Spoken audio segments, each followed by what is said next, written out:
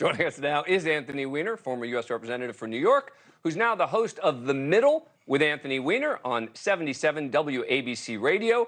Good to see it. Looked like you were surprised hearing. Did you even know that all these people had name-checked you? Well, I knew the president had and Lindsey Graham had. I mean, look, your introduction showed how complicated and convoluted it. To get it back to me, it's pretty difficult.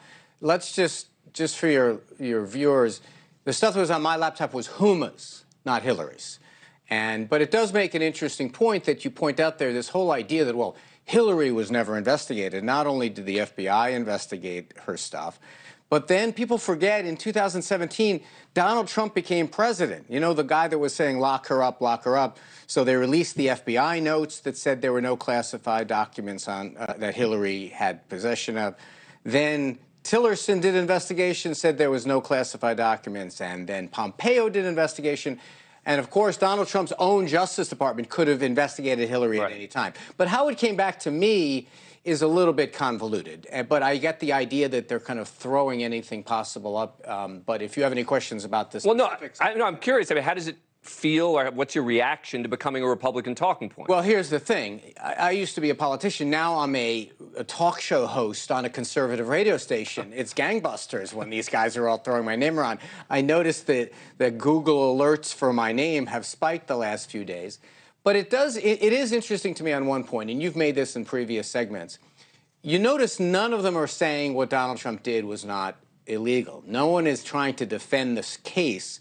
So they're doing anything possible to create a diversion. And yes, I guess I give them another diversion to create. Well, as someone who, as you point out, has the political background that you have, is it a good political move to make Anthony Weiner a talking point? Anything possible. I mean, here's the interesting, you kind of see the way the stone in the pond works. Donald Trump was reading from the teleprompter using my name. That was a clarion call to his friends on the right. Okay, let's use Hillary Clinton. Let's use Anthony Weiner. I actually dropped a podcast about this today, kind of explaining line by line a little bit about what they're saying about me. It's very convoluted. But it is a strategy that they're going to have to use in the Donald Trump case. Any possible boogeyman they can point to, any possible diversion from the actual indictment, and you focused on this as well, they're not saying, well, read the indictment. That's what all Donald Trump's critics are saying. Just read the indictment. It's not that long. It's 49 some odd pages.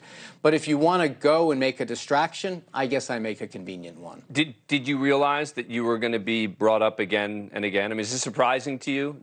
Well, look, as a tactic that they're pointing and saying about her emails, to some degree it makes a little bit of sense for Trump to do that, like any distraction possible.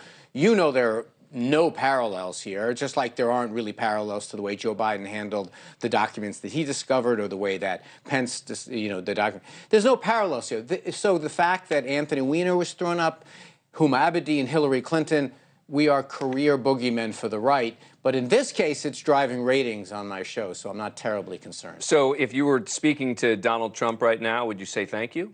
No, I wouldn't say thank you because I think it does a disservice. I mean, look, this is serious stuff that he's charged with, endangering the welfare of our troops, revealing state secrets. These are serious issues. What I would say to Donald Trump's defenders like Lindsey Graham, I mean, Lindsey knows better. He knows better about my case. He knows better about the national security implications of what Donald Trump, people like Donald or whatever it is, they're doing whatever they can for their team.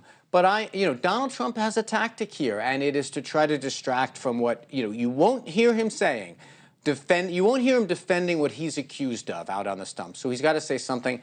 Hillary Clinton's a boogeyman, and I'm kind of like adjacent to Hillary Clinton in that category. I'm hearing a number of New York conservatives saying that they think Anthony Weiner should run for office again. Yeah. Is that possible? Well, the thing is that over the course of time since I left office in 2011, I used to be considered a fairly, mainstream Democrat. But now, as the party has kind of moved, I don't think I could get elected in New York City anymore. You mean because you're not left enough? Well, because I'm not left enough. I'm fairly, tough on crime and things like that.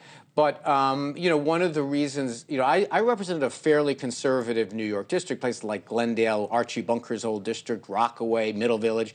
These were fairly conservative neighborhoods, and I didn't win them overwhelmingly, but I think I developed a way to discuss issues with them that appealed to them, kind of like you guys do here.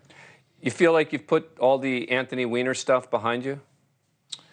Well, so long as your name is Weiner and you have a sex scandal in your background, it's going to be catnip for the New York Post to make headlines.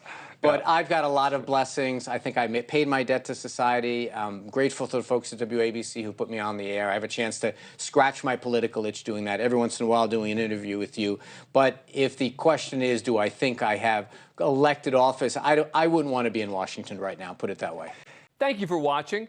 Go to newsnationnow.com to find NewsNation on your cable provider. And don't forget to click the red subscribe button below to get more of NewsNation's fact-driven, unbiased coverage.